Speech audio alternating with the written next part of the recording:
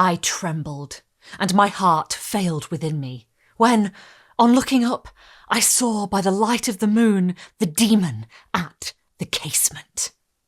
Happy midnight to you all, and welcome to the second instalment of Tales by Candlelight, Frankenstein Edition, the mini-series in which I read you extracts from Frankenstein by candlelight, you share your hot takes in the comments, and at the end of it all, I share with you an exciting analysis video that digs deep into this most harrowingly Gothic of texts. I simply cannot continue without thanking our delightful patrons who make videos like this possible. There's a link in the description if you fancy joining them.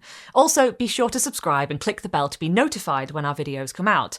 We don't post too often, so turning on notifications means you won't miss out.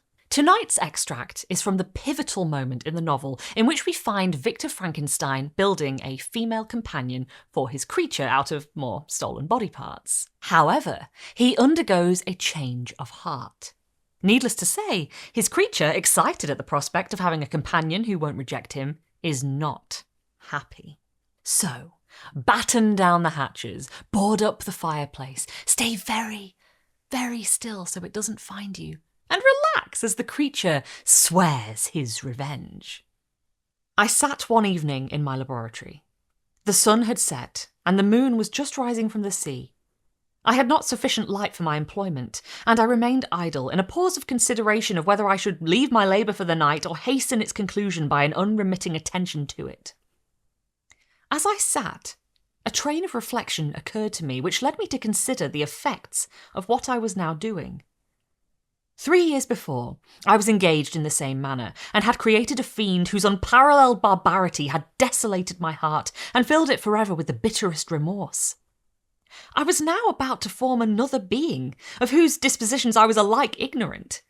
She might become 10,000 times more malignant than her mate, and delight for its own sake in murder and wretchedness. He had sworn to quit the neighbourhood of man and hide himself in deserts, but she had not.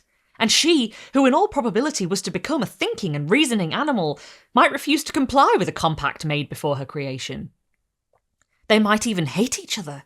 The creature who already lived loathed his own deformity, and might he not conceive a greater abhorrence for it when it came before his eyes in the female form? She also might turn with disgust from him to the superior beauty of man. She might quit him, and he be again alone, exasperated by the fresh provocation of being deserted by one of his own species.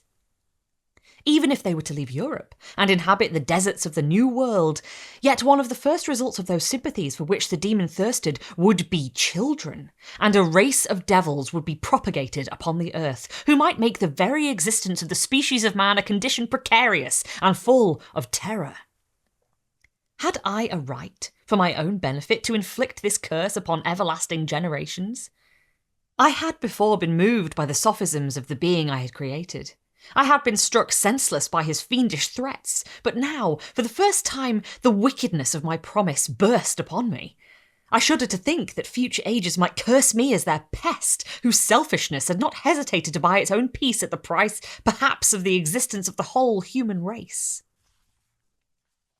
I trembled, and my heart failed within me, when, on looking up, I saw by the light of the moon the dæmon at the casement.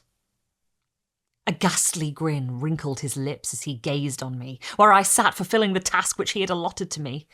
Yes, he had followed me in my travels. He had loitered in forests, hid himself in caves, or taken refuge in the wide and desert heaths. And he now came to mark my progress and claim the fulfilment of my promise. As I looked on him, his countenance expressed the utmost extent of malice and treachery. I thought with a sensation of madness on my promise of creating another like him, and, trembling with passion, tore to pieces the thing on which I was engaged. The wretch saw me destroy the creature on whose future existence he depended for happiness, and, with a howl of devilish despair and revenge, withdrew. I left the room, and, locking the door, made a solemn vow in my own heart never to resume my labours, and then, with trembling steps, I sought my own apartment. I was alone. None were near me to dissipate the gloom and relieve me from the sickening oppression of the most terrible reveries. Several hours passed, and I remained near my window, gazing on the sea. It was almost motionless, for the winds were hushed, and all nature reposed under the eye of the quiet moon. A few fishing vessels alone specked the water, and now and then the gentle breeze wafted the sound of voices as the fishermen called to one another. I felt the silence, although I was hardly conscious of its extreme profundity, until my ear was suddenly arrested by the paddling of oars near the shore, and a person landed close to my house. In a few minutes after, I heard the creaking of my door, as if someone endeavoured to open it softly. I trembled from head to foot. I felt a presentiment of who it was, and wished to rouse one of the peasants who dwelt in a cottage not far from mine, but I was overcome by the sensation of helplessness, so often felt in frightful dreams, when you in vain endeavour to fly from an impending danger, and was rooted to the spot. Presently I heard the sound of footsteps along the passage. The door opened, and the wretch whom I dreaded appeared. Shutting the door, he approached me, and said in a smothered voice, "You have destroyed the work which you began. What is it that you intend? Do you dare to break your promise? I have endured toil and misery. I left Switzerland with you. I crept along the shores of the Rhine, among its willow islands, and over the summits of its hills. I have dwelt many months in the heaths of England, and among the deserts of Scotland. I have endured incalculable fatigue and cold and hunger. Do you dare destroy my hopes? Begone! I do break my promise. Never will I create another like yourself, equal in deformity and wickedness. Slave, I before reasoned with you, but you have proved yourself unworthy of my condescension.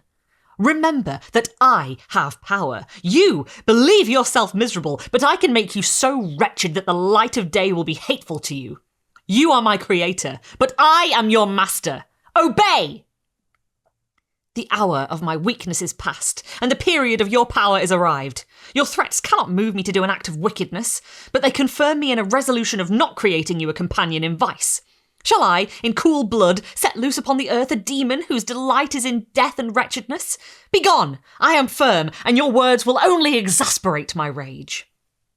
The monster saw my determination in my face, and gnashed his teeth in the impotence of anger.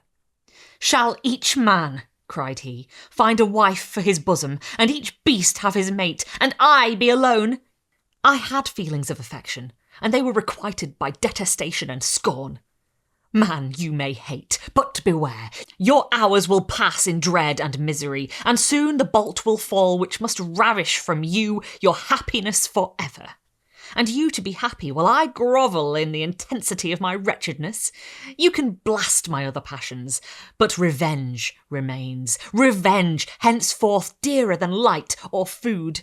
I may die, but first you, my tyrant and tormentor, shall curse the sun that gazes on your misery.